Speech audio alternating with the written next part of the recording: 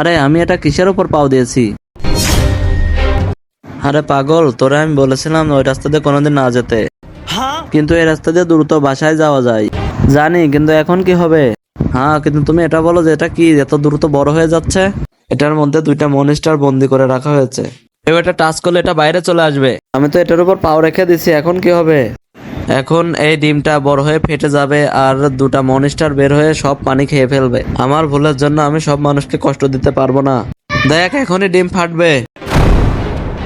তুমি আমাকে এটা বলো, এই ডিমটা আর কত বড় হবে? আমি জানি না, কিন্তু এই মনিস্টারটা এই ডিম থেকে অনেক বড়। এই ডিমটা মনিস্টারের মতো হয়েই ফাটবে। আচ্ছা, বুঝতে পারছি। এখন এই ডিমটাকে ফাটিয়ে দেওয়া লাগবে যেন মনিস্টার বড় হতে না পারে।